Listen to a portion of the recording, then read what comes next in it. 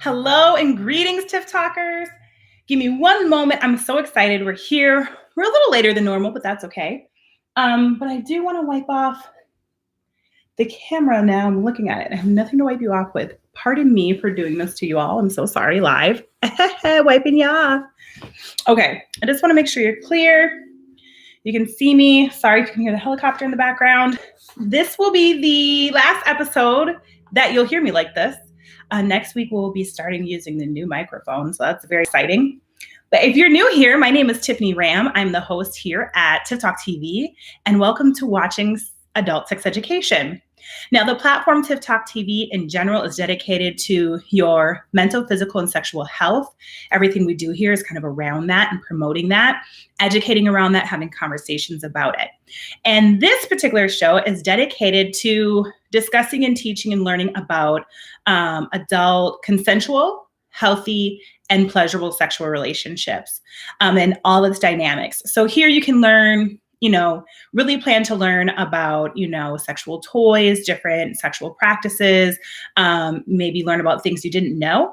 And a good part of this show is really dedicated to unlearning some bad habits or myths or, really just, there's a lot of misunderstandings that we have about sex education or about really just adult sexuality in general. A lot of us don't actually know as much about sex as we'd like to think. Just because you might be having sex does not mean you're actually doing it right and means you know everything about it.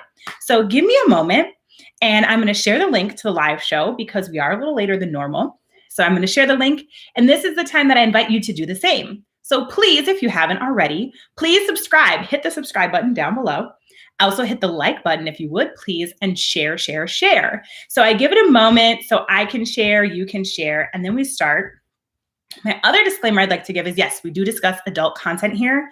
This particular show does not have demonstrations of any kind or images or anything like that, but I will be using sexual terminology, explaining some sexual fetishes, because I'll explain the topic here in just a minute.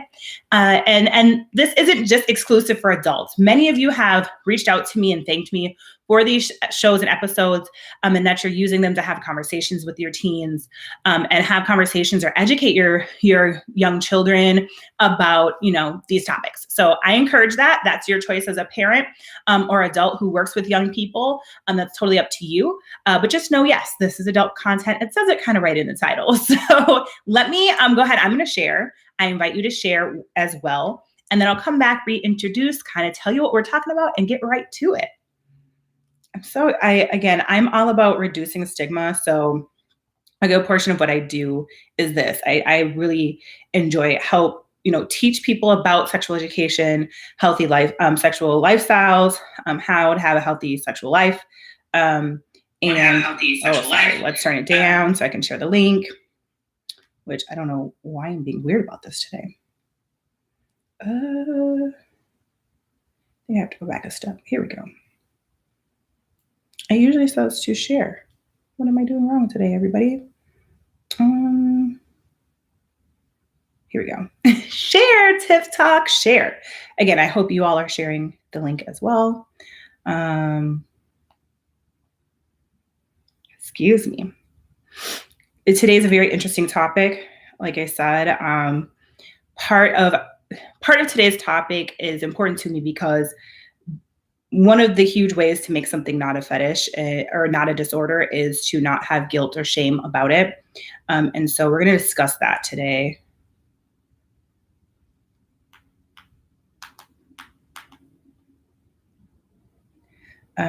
There's a lot of people who said they wanted to watch, but they might have to watch on the rewatch, if you're watching on a rewatch, thank you, because you are welcome here as well.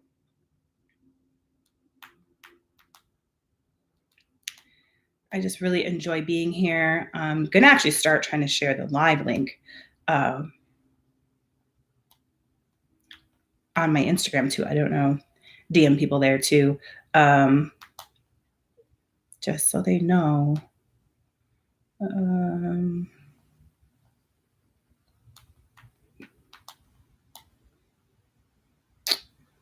make sure.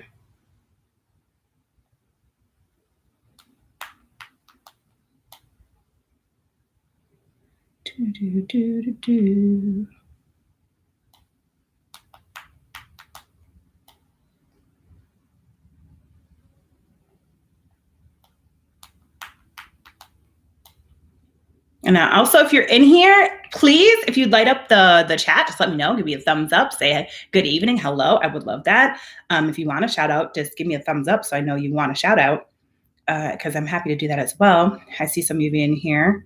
Like I said, if you would, go ahead and subscribe if you haven't already. Turn on your notifications, because sometimes we do come on a little later, like today. I usually will try to keep it at 6 p.m. on Sundays. That's when we come and we learn together. But today was a little later, which I try to announce on my Instagram and communicate with most of you who follow me there as much as I can. It's a little harder to communicate those kind of live updates here on the YouTube. Maybe I'll figure that out one day.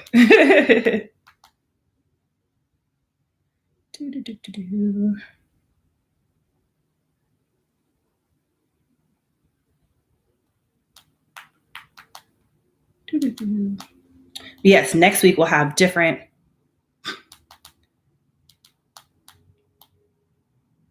We'll have new audio. It should be fun. It'll be different. I'll make sure I'm sharing with everybody who wants the link. Like I said, I think I just shared it 2 times with somebody. That's okay. You guys can do that too. You all are welcome. I know some of you are coming from later time zones. I apologize for being later. That's why we usually do 6 p.m. because so many of you that follow me are in different time zones. So I just like to give you that time, a more realistic time for everybody. But here we are, ready to go. I'm going to share 2 more places. And then we're ready. I'm so happy for you to be here. Hi, Stephen from Missouri. Welcome. I'm so excited to have you here. And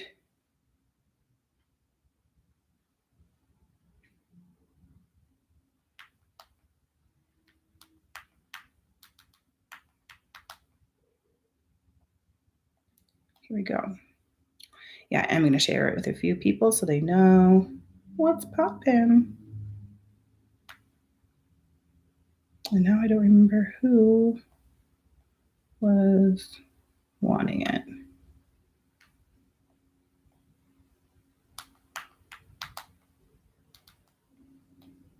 Let's see.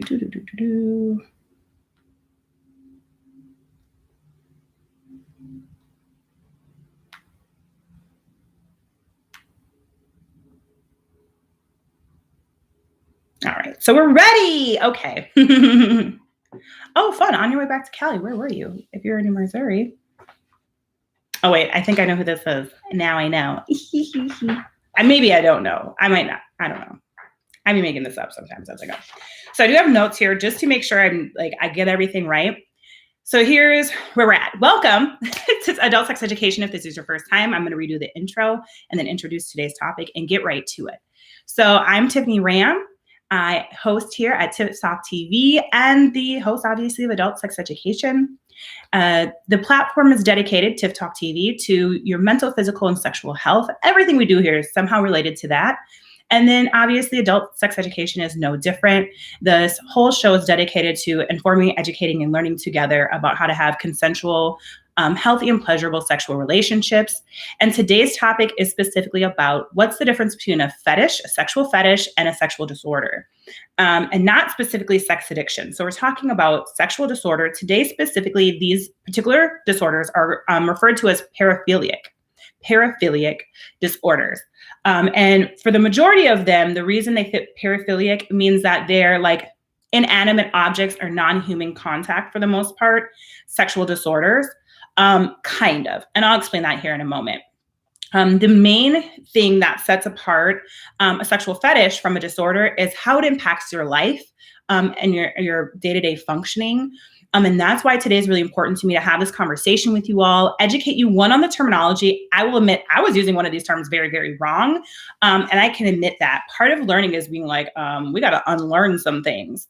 So I'm going to teach you the terminology, and then we're going to kind of have a conversation and explain to you the differences. Please put all your comments and questions over in the chat. I typically basically wait till the end of the whole like teaching and conversation basically to actually go back and address all the comments. So please don't think I'm ignoring you. I will get to your comment and address it, I promise. But I tend to just try to get through the whole content and then come back to your questions and, basically have a conversation if because it feels better that way, honestly. So today we're talking again about fetishes, sexual fetishes, and the difference between a sexual fetish and a sexual disorder. The first one I'm going to start with, honestly, because I will just be very transparent. I was using this word wrong. I personally was identifying for quite some time as a voyeur.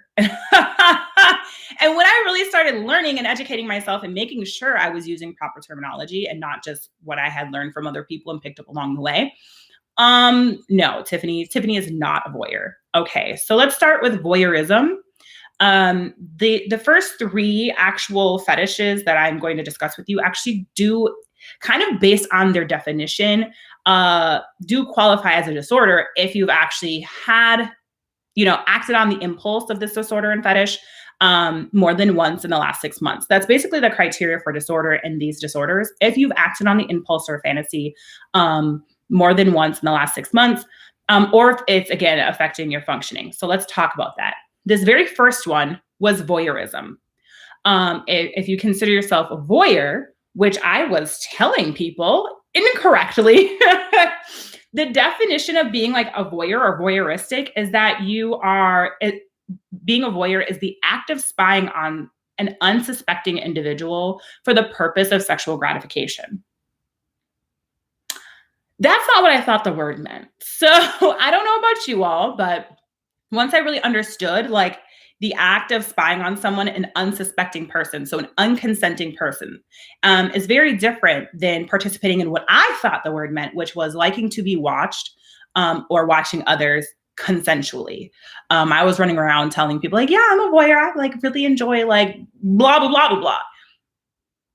Friends, TiffTalk is not a voyeur. The actual term implies that the person watching or being watched is unconsenting, that they do not know. Pause. No. So that is not TiffTalk. That's improper use, and I will correct myself now and no longer identify as a voyeur because that would be incorrect. I do have particular, sexual practices that involve, more than one partner sometimes, or I have in the past. But again, I'm here to teach us how to have healthy, consensual, pleasurable sexual relationships. And so voyeurism in and of itself, again, if you have actually spied on someone, an unconsenting person, more than once in the last 6 months, you would meet the criteria for, a voyeuristic disorder. Because, the other person is unconsenting. This is an impulsive behavior, considered impulsive behavior.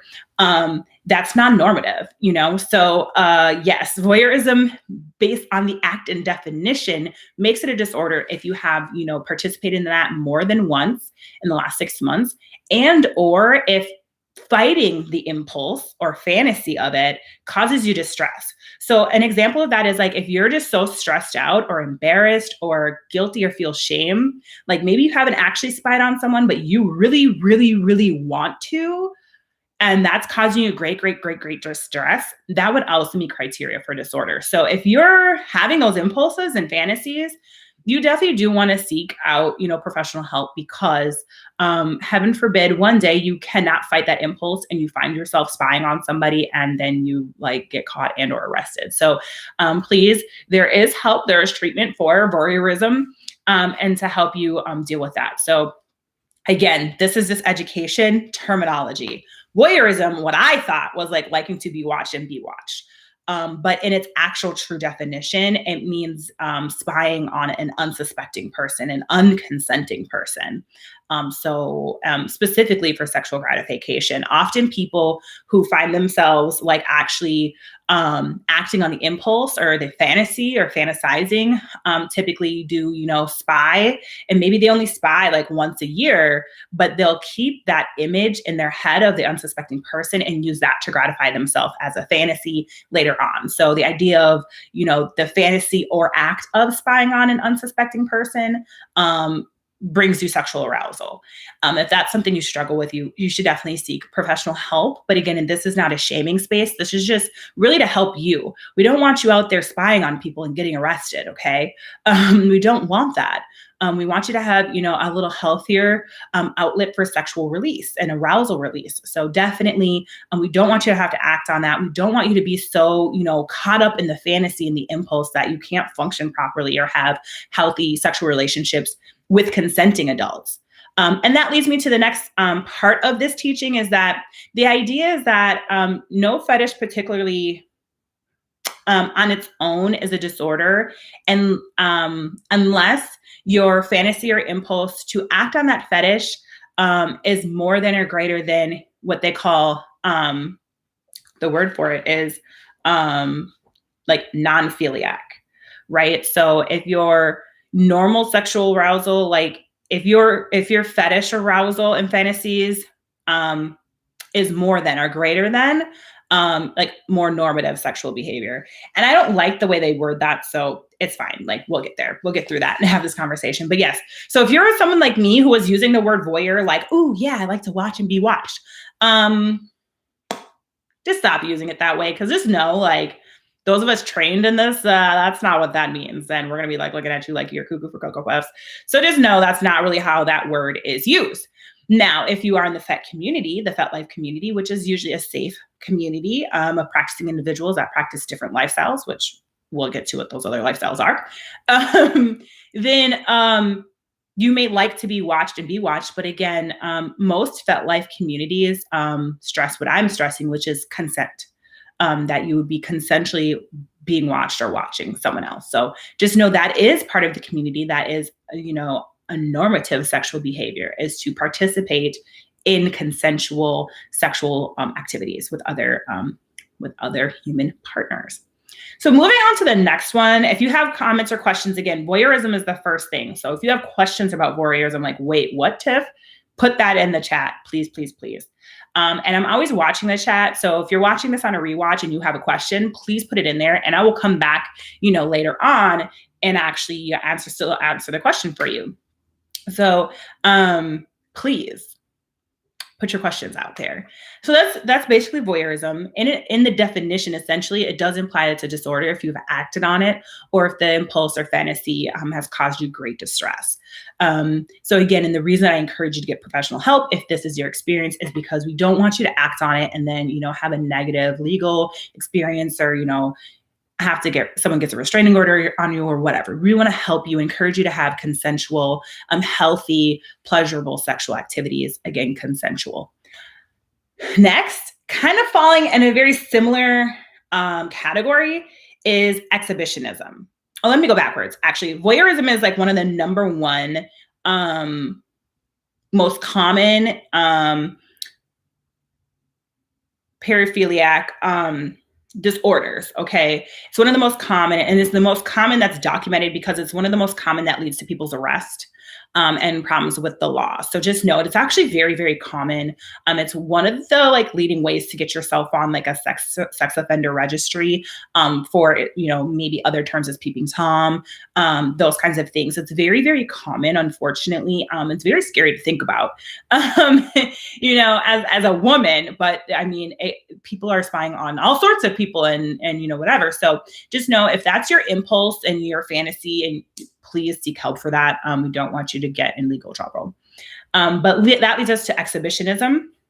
Again, pretty sure I wasn't using this properly either. Okay.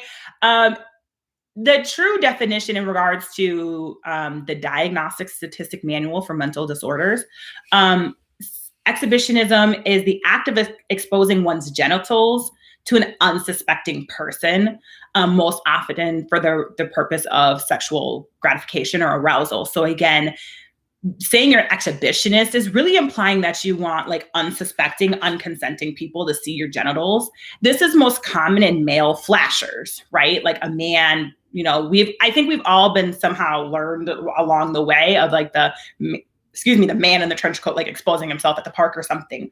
But there's a lot of ways people can expose their genitals to you. It could be public peeing is really common. Whether you're a flasher, I'll admit I went through like a weird phase in adolescence where I was flashing because I was the only girl with boobs. But thankfully that was like considered normative, like developmental, like, curiosity and like finding myself. And I definitely don't do that as an adult anymore. No, I don't say anymore like I did. No, I've never flashed as an adult. But again, this particularly is not to shame anybody, but just understand it has legal ramifications and it is considered non-normative behavior. Again, the idea is that you have consensual sexual activity. And if you're just flashing your genitals at someone, male or female, if you're flashing women or men or non-conforming people, if you're flashing your personal parts at somebody who did not consent to see your parts, that's a problem. Okay. That person may not and probably does not want to see your genitals. And so the true definition of exhibitionism is actually exposing your genitals to an unsuspecting or unconsenting person. So again, this usually is problematic because it reaches the qualification of a disorder if you've done so more than once in the last 6 months, or if the urge to do so becomes very distressing or disabling, like, to the point where like you fantasize about wanting to do it so bad, or you can't become aroused unless you do it. And that's basically the same for any of these fetishes. If you find that you're unable to become aroused unless you participate in your desired fetish, that's an indicator you might actually have a disorder. And we'll talk about this further when we get into like masochism and sadism.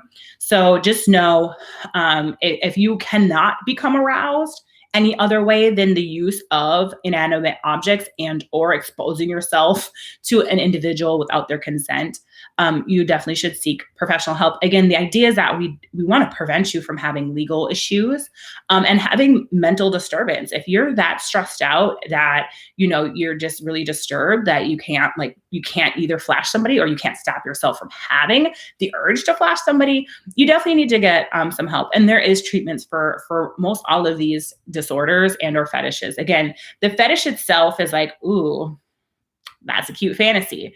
That's fine. If like, and some of us have those fantasies. They're in adult, pornography and stuff like that. Like, oh my gosh, I just flashed the girl. And then she was like, ooh, it's so big. And then you like engage in sexual like consent, right? That's a cute fantasy to have. Nothing's wrong with that. That's just a fetish. But if your desire to actually execute that fantasy is what causes you distress or shame or embarrassment, or without executing that fetish, you're unable to become aroused, then that's when it may actually escalate to a disorder. So just know that, okay? The fetishes alone are not significant necessarily to escalate to a disorder, but if it's causing you distress and or you're actually acting on the impulse, then these two, voyeurism and exhibitionism, yes, you would have a disorder. I really, really would recommend you go see a professional. The next one is, unfortunately, I think any woman who's gone to a bar or club has been a victim of this. And once I tell you what it is, you'll be like, oh, okay. I would say at least 90% of women have been a victim to this and just did not realize it's a real thing and it's a problem. And there's probably people doing this very much on purpose. And it's very much not okay. It's called frotteuristic or frotteurism. Frotteurism is the act of touching or rubbing against a non-consenting individual. Okay, specifically rubbing against, like rubbing your genital area against a non-consenting individual, and most often for the purpose of arousal. And I can tell you this as a woman who's been in the club and just, standing there waiting for my drink at the bar or just talking to a friend or whatever, and had an individual, usually a man, rub, across my butt or, my thigh or whatever. And just that excuse that like, oh, we're in close quarters. No, it's very probably so that let me back up. No, sometimes you're just in close quarters and sometimes you rub. But as a woman, I can tell you that there's been a rub that you're like, ew, ew, ew, ew, ew. Like that was not the normal, like we're too close, like you're too close. Right. So when that's the case, that's a problem, right? Just in the act of doing it, you basically do. If you've done it more than once, in a 6 month period of time, that actually does meet criteria for a disorder. The fact that you're like purposely rubbing against unconsenting people, that's a problem. Okay. Not only does it endanger your safety, because I can just imagine, male or female, if you're rubbing against other people without their consent, you don't know if their partner's there. You don't know how aggressive they are as an individual. You don't know if they have a past sexual assault like history and they're going to freak out and have like a PTSD attack on you. Like, it's just really not a good situation to be in when you're violating people's personal space. So if you've acted on it in more than once in the last 6 months, you do meet criteria for a disorder, and you definitely should get help with that. Again, when you act on the impulse, that's when it becomes an issue. If you just have a fantasy like, ooh, I just want to rub against Susie, that would be so hot. Like, okay, that's your own fantasy. Maybe don't tell your friends about it. But that's not necessarily disorder. That's just your fantasy that you have. Okay. And as long as you're not embarrassed about it and it's causing you major mental distress, that's just your fantasy and it's there in your head. But as soon as you start acting on these particular fantasies and impulses is when it does become a disorder. So again, frotteurism is when you are rubbing or touching an unconsenting person, a non-consenting person. Hi, I see you. I see everybody in here. Like I said, please put all your comments and questions into the chat. I will address you at the end. But again, as a woman, I've experienced this many, many times. And this is actually these first three, voyeurism, exhibitionism, and frotteurism, are actually the most common sexual offenses that people do get in trouble with the law with and get arrested for. It's predominantly men, but it doesn't mean women are not participating or having these fetish fantasies or impulses. It's just those are the people who men are most commonly, 80 to 90%, depending on which fetish you're talking about, are men. And we find this out through either the reason for incarceration or later while they're incarcerated. So just know it's actually uncomfortably common. Anywhere between 1% and 5% of men have participated or been arrested for one of these offenses. So just be mindful of that. Yes, there is treatment and you definitely can get help. So again, it's fine to have a fantasy, but if the impulse is causing you great mental distress or you're acting on these impulses is when it becomes problematic. So probably why many of you are here is for these last three, where there's great confusion. There's a lot of misunderstanding and stigma, and I'm here to diffuse the stigma. Let me tell you, the next three that we're going to talk about is sexual masochism, which in and of itself is not a disorder. Let me repeat that. Sexual masochism is not a sexual disorder by itself. Okay. Sexual sadism as well is not a sexual disorder by itself. And then the last one we're going to talk about is actually fetishistic or fetishism or fetish. And talk about kind of just what that all embodies. Okay. So many fetishes, what falls under fetishistic or fetish. Okay. So we'll talk about that. Let me back up though, and let's talk about what exactly is sexual masochism, masochism. I think a lot of people use these interchangeably. They're very unfortunately misrepresented a lot in social media, mainstream media, and cinema. I'm thinking of 50 Shades of Grey. I haven't read the book or watched the movie just because I was, informed. It's really not a good representation of the BDSM community or the FET community. And as someone who's an advocate for, again, healthy, consensual, and educational sexual lives, I just didn't feel like it would be necessarily a good fit for me. But yeah, so I just haven't read it yet, but I think I might go back and read it. Everybody keeps telling me it's a very easy read. It's very rudimentary writing. So I could whip it out in a few days. So I thought maybe just for this purpose of education that I should go check them out. But again, BDSM, bondage, dominant, submissive, masochism. Right? BDSM. I want to make sure I'm not missing that one, right? Okay. Anyways, we're not here to necessarily talk about that specifically, but sexual masochism as the definition is someone who enjoys or participates undergoing in humiliation, bondage, or suffering. Okay. So if you're a masochist, that really puts you in like the submissive position. Okay. For those of us who don't know a lot about BDSM, is that you are consensually participating in humiliation, bondage, or suffering, right? Most often for the purpose of sexual gratification, but not always. Some people enjoy the submissive role for the emotional release, for a different connection. So it's not always for sexual gratification. So know that. Again, a lot of crime shows misrepresent masochism, and they make it always sound like the masochism or sadism is due to the desire for sexual gratification, but it's not always. So just know the actual definition of sexual gratification, masochism isn't always necessarily for a sexual release. It's just participating and somehow related, it involves like likely being nude or the other person getting gratification from it. So sexual masochism is undergoing humiliation, bondage, or suffering. Things to be aware of is that,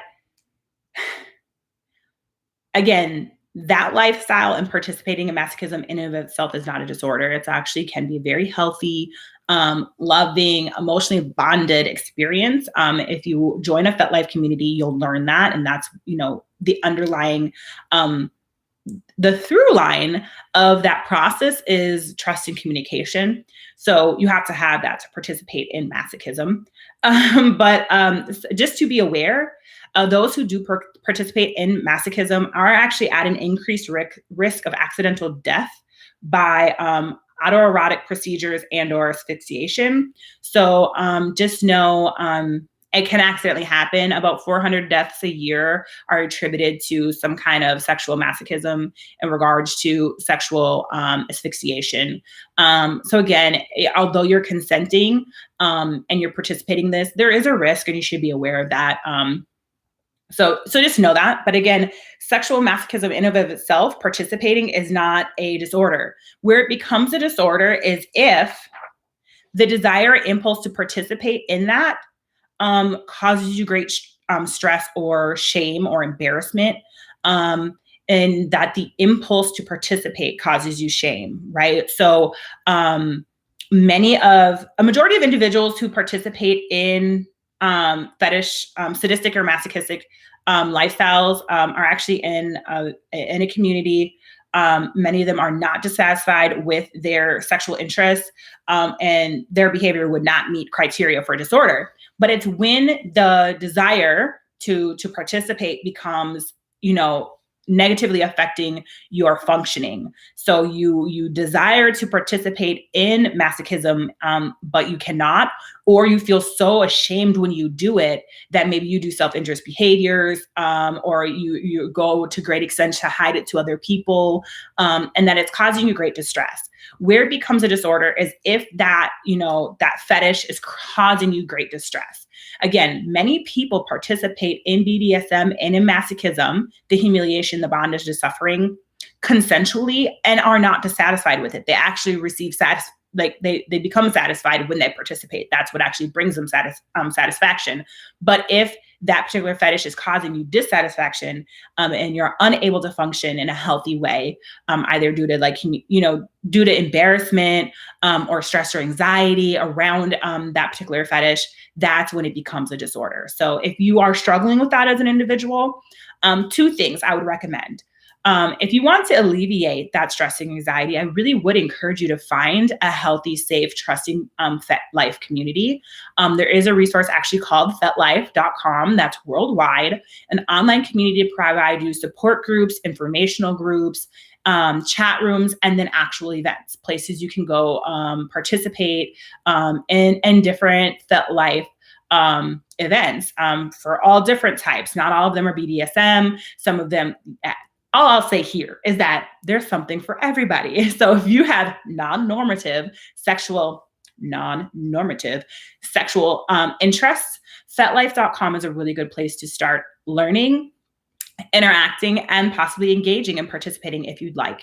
So if you find that you do have masochistic interests, you think you want to be, tied up, you think you would like to be spanked, or you want to be paddled, or you want to all sorts of things, please join a FetLife community and find your sadist, right? If you're a masochist and you think you want to be called a dirty, dirty dog or something like that, that's okay. Absolutely. But go find your Dom, you know what I mean? And go find your sadist who can help relieve that stress and provide you a loving environment to participate in so that distress can go away. On to the next one, which is sadism. Okay. So sexual sadism is inflicting humiliation, bondage, or suffering on somebody else. So the masochist is the person receiving the humiliation, bondage, or suffering in whatever form, whether it be cutting. Some people get burned, and all sorts of interesting ways to participate in masochism. The same as the sadist is typically the dominant, right? The person actually inflicting the pain, suffering, or bondage. Again, participating in alone does not make it a disorder, as long as the person that you're participating with is consenting, and that this fetish does not cause you great distress. Again, most people who participate in a FetLife community are not dissatisfied. Therefore, they would not meet criteria for a disorder because it's not causing them distress. They're participating with other consensual adults, and all is well. Here's where the problem comes. Again, if it's causing you great distress, maybe you have sadistic interests, but you have no consensual partner. Boom. This is where a lot of issues come in with the law and these crime shows, is that sadists, the key here is consensual partner. The person who's participating in your sadism, the person receiving your humiliation, your bondage, your suffering, needs to be consensual. And I notice some of us, we might hear that and be like, who the F is going to participate? Who's going to consent to bondage and suffering and humiliation? A lot of people, actually. It's a whole community, a very loving, open, happy to teach you community around masochism and sadism. So the key here is consenting individual, but also that it doesn't cause you great distress. Some of your major serial killers are sadists because they have this great desire, that they have great shame and guilt around the sadism, or they go to great extents to hide it, or of course, they have non-consenting partners. Again, a good number of male serial killers are sadists that find pleasure in inflicting the pain, suffering, and bondage on non-consenting people. Well, then that's when it's a disorder. That's a problem, my friends. So if it's non-consenting, that is obviously a disorder. But also if you are interested in that and you think you'd like it, like dominant women, it's a whole life online, online doms, even just like men wanting a dominatrix to just talk, all sorts of mess to them online. So it's a thing, and it's not a problem if it's not causing you great distress or embarrassment or something like that. So, and it's consensual. So again, sexual sadism and masochism on their own are not disorders, as long as you're participating with a consenting adult and it's not causing you grave, stress or anxiety. If it violates either of those two, like it's causing you great distress or you're choosing partners that are non-consensual, then it's a disorder. That's a problem. Please, please, please seek help immediately. If you're a sadist and you are having non-consensual partners, immediately seek help. And I can't say that any more firmly because, that's going to cause you great problems, my friend. And we're here learning together so you can have consensual, healthy, pleasurable sex. That brings me to the last topic. I'm so excited. Again, if you have questions or comments, let me know. Again, I'm so happy to introduce any of you to the FetLife.com. This is not an endorsement for me. I should probably reach out to be a partner with them. But it's such an amazing community that they've created there. So it's FetLife.com. And again, most everything is free. There are certain things you need to pay a membership for, but their educational groups, their support groups, you can find events in your area. Again, they're worldwide. I think it's like 20 something countries, including the United States and probably every single state. I know for sure in Minnesota and California, there are active events and activities. So just know that's a great resource to learn. That's where I get some of my topic ideas, if not from you all here in the chat or, DMing me. I get a lot of ideas for educational topics here on adult sex education from Thought Life, like going to see which groups are live, what topic are they talking about this week. And I'm like, oh my gosh, the average person probably doesn't even know about that. Let's talk about that. So please check them out. And actually, I bet I can put it in the chat here so you guys can see what it looks like. There. So check them out. But then this last topic is fetishistic or a fetish. What do people usually mean when they're talking about this? So the definition, clinically speaking, like in the mental health world or like, even in the FetLife community, is a persistent and repetitive use of or dependence on non-living objects or highly specific focus on a non-sexual body part.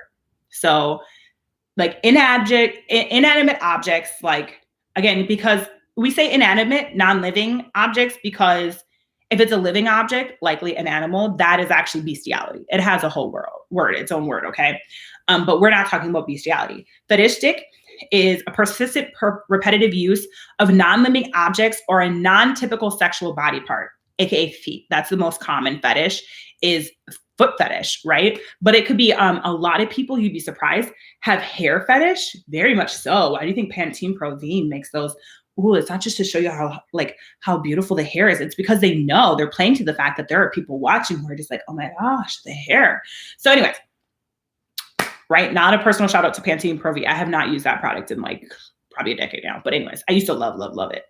But anyways, so using a non-living or non-typical sexual body part for the elements of sexual arousal, right? So again, most common is hair and feet, okay? Or hands, but anyways, hands are kind of a sexual object, but we won't go there. I'm not talking about today cross-dressing or transvestic disorder. For a whole nother reason. That will be its own episode to talk about, and then kind of loop that into transgender and transsexual. They're related and not related, and that's why I want to leave them out this week. They'll be their own topic in the future, because I don't want people to get confused. This is specifically not talking about clothes or cross-dressing, but we're talking specifically about like non-typical sexual body parts. So not breasts, but yeah, like eyes. Oh, I got a nose fetish. I just want you to I get aroused when I look at your nose, or, or your hair, or, your feet, or just legs in general, legs by themselves, or shoes. It's very common for people to have a shoe fetish, and they kind of call it co-occurring. It's not uncommon for someone who has a shoe fetish to then also have a foot fetish. I did have a former client who did. It started with a foot fetish, just realizing getting aroused, having boners, looking at women's shoes, and then realizing that the fetish had now escalated to oh, now I'm becoming aroused and I want to touch the shoes, or I wonder what the woman's foot looks like when she takes it out of the shoe. So it's a thing. It's a real thing, okay? And working with that client to be okay, it's not totally abnormal if you have a foot fetish. There's websites for that, and you can get, you can pursue that. But it becomes a disorder when it disrupts your daily functioning. This person was a student in class and had escalated to asking fellow students, can I touch your shoes? Will you take your shoes off? Can I see your socks? Can I touch your foot? And it was escalating to the point where people were complaining, this is odd, please make it stop. So that was a problem, right? And escalating to oh, now I'm aroused in class and I can't stop. We go, well, and if you have a foot fetish or a shoe fetish, well, there's shoes everywhere, all day, every day. We're gonna have to figure that out. So it becomes a disorder. It escalates past a fetish to a disorder when it's negatively affecting your functioning, right? Or leads to maybe legal problems. You find yourself gratifying yourself in public when you're looking at said, fetish trigger or whatever. Or, now you're so obsessed and aroused by hair that you're asking to smell strangers' hair, or approaching them, or trying to secretly smell their hair, stuff like that. It becomes a disorder when you're impulsively doing something that's disrupting functioning, or could get you arrested, or whatnot. So the most common I can think of right now are feet and shoes. and hair, but there's so many more. And again, the desire itself, like you can have a foot fetish, but again, if the impulse is negatively affecting your life, or if that particular impulse causes you great distress or shame or guilt, and you just like really can't cope, that would escalate it to a disorder as well. So just having the fetish is very common. There's a whole OnlyFans network, online network of people just showing their feet, taking pictures of their feet, just feet. It's a thing. And that's fine if that's what you do in your free time. That's fine. As long as you're not running around trying to steal people's shoes off their feet and like, rub strangers' feet at restaurants when you're out for dinner, not an issue. So before I go, I don't see any comments in here. I will shout out if you're still in here. I see you, Clean Kills. I see you, Mark Nash. I see you, Slide Jones. I see you, Ayana. All of you who are in here watching, or you're coming back for a replay, a rewatch. I appreciate you. Please don't, forget or be stingy with your subscribe, like, and share. Please, please. We're here most Sundays at 6 p.m. Pacific Standard Time. Today it was 8 p.m. Pacific Standard Time. But typically most Sundays at 6 p.m. Pacific Standard Time. But what I really want you to know before I open up to questions, if any of you have them, is this, that the paraphilia or the fetish itself is not a problem. The fantasies, urges, or behaviors in relation to what makes it a disorder is its relation to their normophilic, that's like normal sexual behavior. I don't like that. Normophilic. I don't like that. But whatever. In relation to the normophiliac interest and behavior. So basically, again, if you can only become aroused by your fetish, also still not an issue necessarily unless you can't find a consenting adult to participate. Like if you have a foot fetish and your partner's down for it, like, yeah, every time if you need to just like, lick my toe before we do it, like whatever, look away, friend. Like if you have a consenting partner, that's fine. But if you really can only become aroused in this way and your partner's not consenting to that, that would elevate to a disorder because it's likely going to cause you dysfunction in your sexual life and your personal relationship with that person, not being able to have, a consenting sexual life in the manner that both of you would like. So that may escalate it to a disorder because it's like, okay, I don't have a consenting partner to participate in my fetish. And now it's causing a problem in my relationship. This is the only way I can become aroused and they don't want to participate, so on and so forth. So again, you have to compare it to your normative. Now it's like, oh, that's just something you're into and you do it every once in a while. Not related to fetish specifically, but just a sexual interest. Like there are people who like to participate in pegging. If you don't know what that is, go back and watch some of my other videos. But there are people who like to participate in pegging, or like, strap-on use or particular toy use. Yeah, they might enjoy that, but they don't expect it every time and they don't need that every time to become aroused, right? So that wouldn't escalate to disorder because it's like, yeah, I like that as a preference, but I don't need it all the time. That's kind of the difference of like when a fetish becomes a disorder is like, when does it become like a preference that you enjoy sometimes to like, is this like, I need this to become aroused. I need this to interact sexually. I need this. And this is the only way. If it's with unconsenting people, that would escalate it, right? So again, when you compare it to your normative, can I still perform in my normophiliac sexual interests the majority of the time or equivalent without the fetish? So does it impair your functioning, cause you great distress, anxiety, shame, guilt? So just know that. The majority of individuals, again, I'm going to say this just so we all know, I am actually very pro FetLife.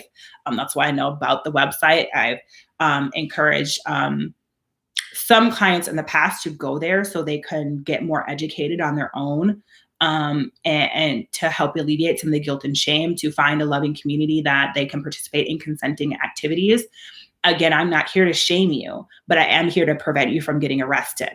Okay. And from it to cause you great discomfort and dysfunction. So if you can find a community or a consenting partner in some of these things, that right there would alleviate the dysfunction and some of the distress. So FetLife.com is a great place to stay. But again, my disclaimer here is that the majority of individuals who are active in a community network that practices sadistic or masochistic behaviors do not express dissatisfaction with their sexual interests, and their behavior would not meet criteria for disorder. Again, the key here is consenting individuals or partners. Anytime it involves something that's non-consensual, that's a problem. And we here at TiffTALKTV do not encourage that at all. We're very anti unconsenting, non-consensual sexual activity. So just know that. But if that is you, please, please, please seek professional help. That's it, y'all. We just learned about some of the most common fetishes that are highly misunderstood. Like I said, I was using being a voyeur in the wrong way for a long, long time. I corrected myself since. Okay. But if you have questions or comments, please let me know right here in the chat. If I don't hear anything from you in the next few minutes, I'm going to end today's, class. If you are watching a rewatch and you have a question, please still leave it in the comment section because I will absolutely still respond. I may see those comments in the future come up and I come back and address them. But also, yes, please subscribe, like, and share. And feel free to message me. I respond most quickly and easiest to direct messages on Instagram at TiffTALKTV. So if you have an idea for a topic, if you have questions about a specific topic, something you would like me to cover, whether it be a toy, coming up soon, it will be a pre-recorded episode just because I realized camera-wise, it'll be easiest to do that way. There is, I don't know when yet, but it's coming up soon, an episode on sexual positions for plus-size partners.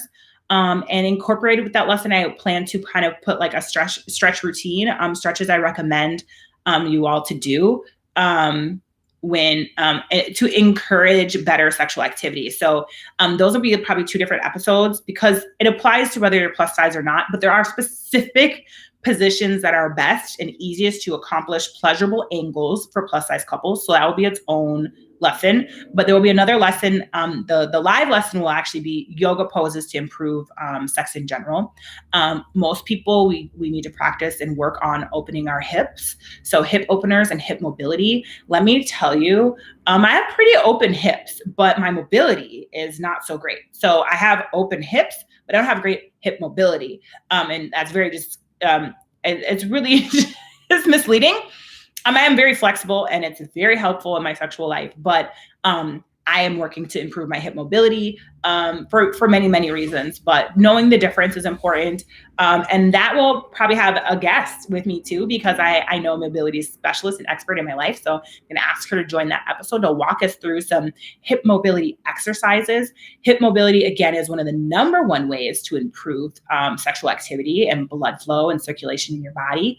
But I'm happy to research it if I don't know it and come back and teach it back to you. So if you have a question about anything sex related, there's one of you is very, has a lot of questions about sexual relationships and communication. Like if you're a virgin, like how do I engage in sexual activity for the first time?